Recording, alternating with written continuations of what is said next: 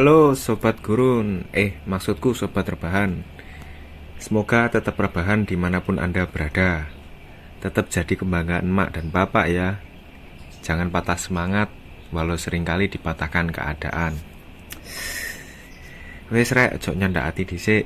Sadurunge masuk di alur cerita, tulung follow dan komen tentang pendapatmu soal video iki yo rek. Balik nang cerita saiki. Zhao Selatan dan Yan Utara adalah dua negara yang saling berperang di dataran tengah. Hingga kemiskinan dan kelaparan melanda, peperangan berakhir sama kuatnya. Dan kedua belah pihak sepakat untuk berdamai. Tapi saat Raja Yan Utara baru naik tahta, tentara Yan Utara terus mengincar Zhao Selatan. Perdamaian hanya akan bertahan 10 tahun dan dataran tengah akan terjebak pertumpahan darah lagi. Penasaran ambil ceritane? Ora gawe ceki cerotan yorek, mengucapan selamat menikmati. Wes mulai.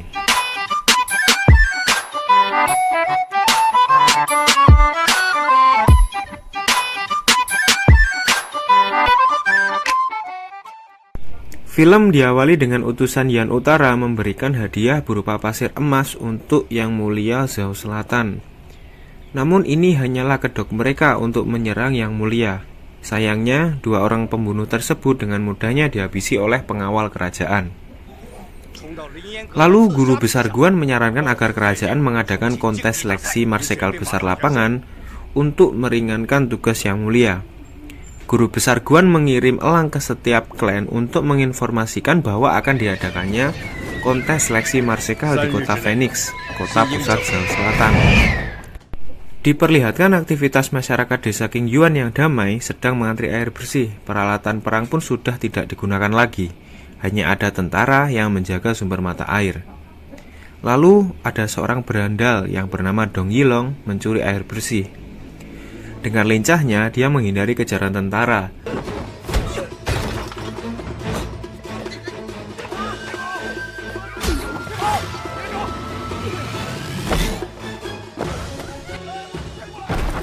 Hingga membuat salah satu menara roboh dan hampir saja menimpa anak kecil.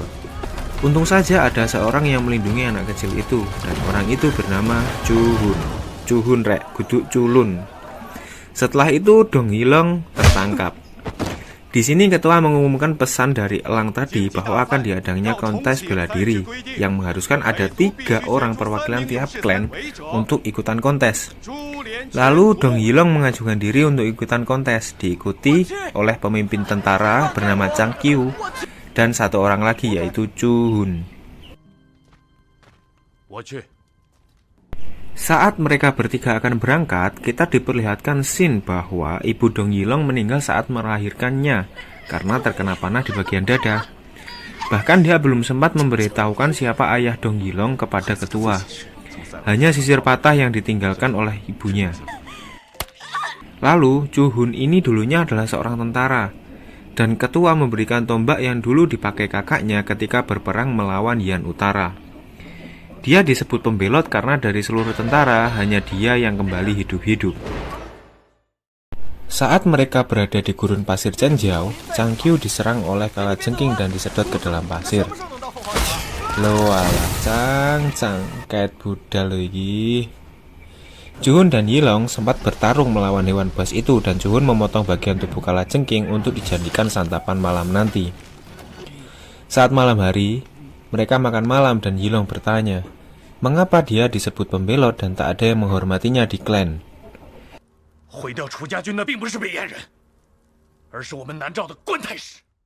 Chuhun menjelaskan, saat peperangan terjadi, dia masih berusia 16 tahun.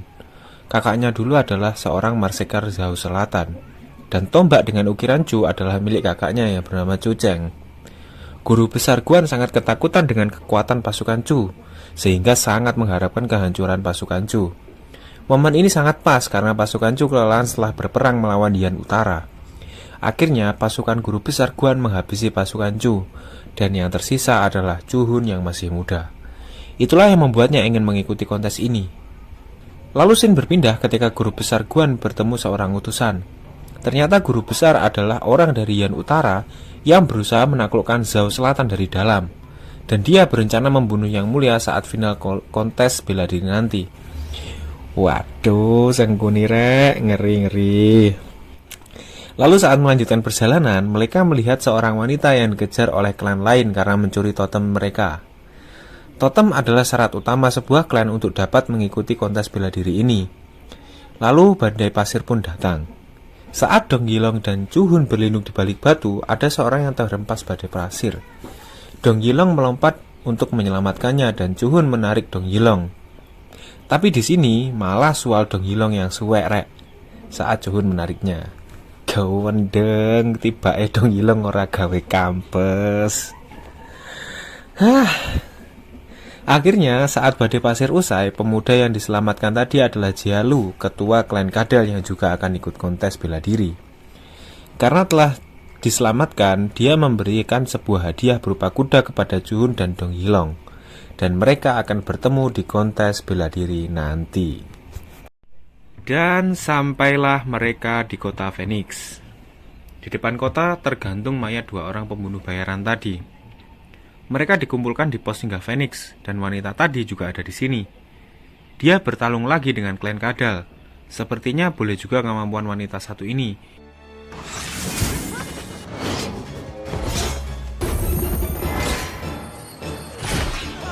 Hingga seorang dari klan Elang berhasil mengambil totem yang ia curi dan mengembalikannya kepada klan Kadal. Pertikaian pun berakhir ketika guru besar Guan datang. Dong Yilong mengikat kaki Chuhun sehingga ia terpaksa berlutut. Dong Yilong berkata bahwa saat ini bukan saat yang tepat untuk membunuh guru besar Guan. Cek angel rek Chuhun dikandani. Pewengkoh hari ini. Keesokan harinya mereka harus mencari pengganti karena jika peserta klan kurang dari 3 orang maka akan didiskualifikasi. Mereka berhenti di pasar budak dan melihat perkelahian antar budak untuk memperebutkan makanan. Lalu budak yang menang sangatlah geram ketika melihat tombak milik Chuhun. Dan budak ini adalah anak dari pimpinan Yan Utara yang dibunuh oleh kakak Chuhun 10 tahun yang lalu. Lah iya, lapo sih ono arek cilik melok perang. Lalu wanita bernama Jinggang ini ternyata berniat bergabung dengan Dong Yilong dan Chuhun. Setelah mereka sepakat, akhirnya mereka bertiga maju ke babak pertama kontes bela diri. Malam harinya wanita budak tadi cukur cepak alias potong 121 cek gak sumuk. Dia masih berniat membunuh Chuhun malam ini. Tapi Chuhun memintanya untuk menunda niatnya karena Chuhun ingin membunuh guru besar Guan terlebih dahulu. Keesokan harinya, kontes dimulai. Pertandingan pertama adalah menyeberang melewati jaring-jaring besi, dan hanya akan ada 3 klan yang bisa melanjutkan ke babak berikutnya. Di sini mereka diikat satu sama lain sehingga pergerakan mereka terbatas. Aduh, senjata Jinggang ambil Chuhune wis sangar, Dong Yilong malah menggawe perkol es batu. Guanjing ya rek iki anjene. Oke, balik maneh nang ceritane. Beberapa klan harus gugur karena terjatuh dan dikalahkan oleh klan lainnya. Lalu saat mencapai tengah-tengah jaring besi, panitia melepaskan bola-bola besi yang bisa membunuh mereka semua. Saat ini tersisa klan dari desa King Yuan, klan Elang, klan Kadal, dan klan Wanita Cantik. Klan Wanita Cantik berhasil mencapai ujung lebih dahulu, disusul oleh klan King Yuan. Lalu salah satu anggota tim klan Elang terjebak di rantai besi, sehingga pemimpinnya terpaksa memotong kaki anggotanya supaya mereka dapat mencapai seberang dan melanjutkan ke babak kedua. Peserta yang kalah mendapat cap kaki 3 langsung dari Gunung Semeru untuk menandai bahwa mereka telah gagal mengikuti kontes. Lagi-lagi Chuhun memiliki kesempatan dan berniat membunuh guru besar Guan, tapi ditahan oleh Dong Yilong dan Jinggang. Wanita budak tadi pun sudah sangat siap menembak panah ke arah Chuhun. Guru besar Guan pun menyadari bahwa ini adalah tombak Jenderal Chucheng dan dia terlihat tidak gusar melihat kejadian ini. Melihat klan yang dia bantai dulu ternyata masih ada yang hidup. Ketegangan pun mereda saat Chuhun mengambil totem dari kemenangan babak pertama. Saat mereka sedang makan dan bersantai, Chuhun tiba-tiba diserang oleh salah satu klan yang kalah tadi.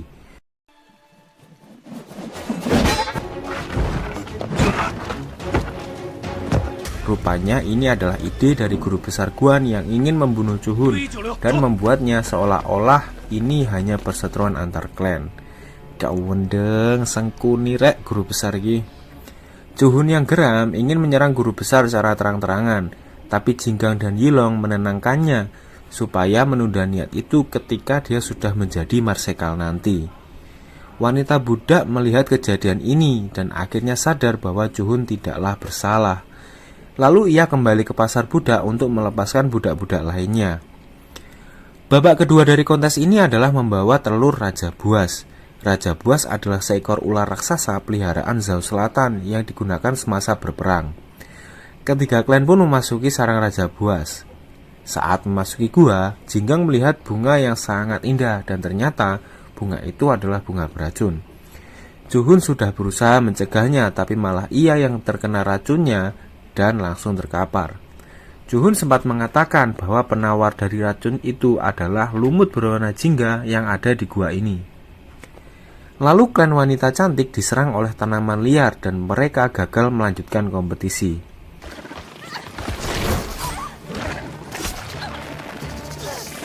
Klan Elanglah yang berhasil menemukan telur Raja Buas, tapi salah seorang dari mereka juga terbunuh oleh tanaman liar.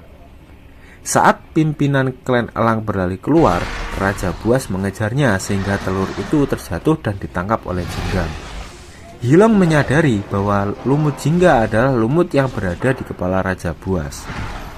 Saat Raja Buas terjebak di gang sempit yang cuma bisa dilewati kendaraan roda 2, Jinggang mengambil lumut jingga dan memberikannya kepada Chuhun.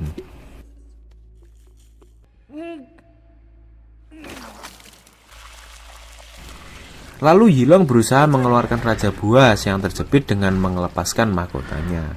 Jinggang pun ikut membantu. Lalu Chuhun datang dengan membawa obor sehingga membuat Raja Buas ketakutan dan akhirnya mahkota pun terlepas. Saat posisi terdesak, Yilong pun berjanji setelah kompetisi berakhir dia akan mengembalikan telur itu dan Raja Buas pun kembali ke sarangnya. Dan klan King Yuan menjadi pemenang dari babak kedua. Karena hanya akan ada satu orang yang menjadi marsekal Zhao Selatan, babak finalnya adalah mereka dipaksa untuk saling membunuh. Tiba-tiba muncul wanita berjubah biru misterius yang kerap dilihat Yilong. Dia mengajak ketiganya untuk mengunjungi hutan mistis demi mengungkap kebenaran mereka. Kita diperlihatkan bahwa Chuhun adalah pewaris asli dari kakaknya dan ayah Yilong adalah mantan Raja Yan Utara.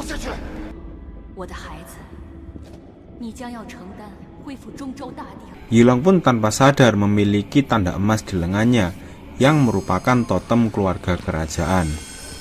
Chuhun pun di sini geram dan enggan lagi berhubungan dengan Yilong karena dulunya tentara Chu berperan melawan Yan Utara. Jinggang pun berusaha meredakan amarah Chuhun, mengatakan bahwa Chuhun dan Yilong adalah hal terindah yang pernah dia temui. Chuhun pun bertemu dengan budak wanita di hutan ini.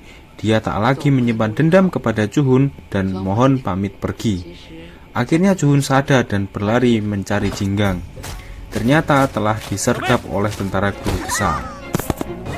Dan saat Chuhun berlari untuk menyelamatkannya, guru besar membunuh Jinggang yang tak lagi berdaya ini. Dan Chuhun ditangkap oleh mereka. Saat Yilong datang, yang tersisa hanyalah Jinggang yang sudah sekarat, dan dia meminta Yilong untuk menyelamatkan Chuhun. Yilong pun mengubur Jinggang di hutan tersebut. Yilong menuju pusat kota dan menjelaskan bahwa akan ada pemberontakan kepada ketua klan Elang. Dia meminta klan lain untuk datang menyelamatkan Yang Mulia. Ketua klan Elang langsung mengejar klan lain untuk memberikan informasi ini. Chuhun dikambing hitamkan oleh guru besar bahwa dialah yang menyerang tentara guru besar, sehingga dia harus dieksekusi. Yang Mulia pun menyetujuinya. Sawangarek, demen aku awi sengkuni ini. Sesaat sebelum Chuhun dieksekusi, Yilong datang dan meminta keadilan, bahwa jika Chuhun dieksekusi, maka dia telah menjadi marsekal lapangan dan punya hak setara guru besar.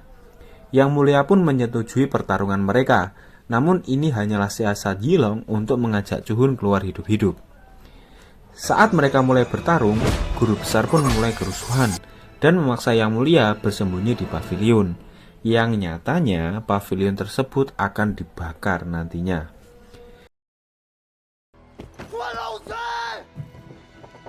Chuhun harus berhadapan dengan binatang buas peliharaan guru besar. Tiba-tiba, wanita budak datang membantu, tapi naas dia malah diterkam dan tewas. Yilong melawan Wuyang, panglima perang guru besar. Wuyang belum mengetahui bahwa yang dihadapannya adalah calon raja Yan Utara. Namun pisau Yilong terlanjur menusuk jantung Wuyang. Duh, emane rek. Guru besar berniat berlari menggunakan pala layang, tapi Yilong berhasil menggagalkannya. Ketua Elang dan Chuhun berhasil menyelamatkan Yang Mulia keluar dari pavilion. Tapi Ketua Elang harus mati terbakar. Saat guru besar terjatuh, Chuhun langsung menghampirinya dan membunuhnya di arena pertempuran. Dan ketegangan pun mereda. Yang Mulia berterima kasih kepada Chuhun dan Yilong menobatkan Chuhun sebagai Marseka lapangan, dan Chuhun meminta agar Jinggang dibuatkan sebuah menara kehormatan karena perjuangannya. Yilong meminta agar telur naga dikembalikan. Selang beberapa waktu, mereka berdua mengunjungi makam Jinggang. Yilong memutuskan untuk pulang ke Yan Utara, dan film diakhiri dengan Yilong sebagai Raja Yan Utara dan Chuhun sebagai Marsekal Zhao Selatan. Dan begitulah alur cerita Double World. Tulis komentarmu tentang konten ini, beri kami like dan subscribe, dan semoga hari Anda menyenangkan.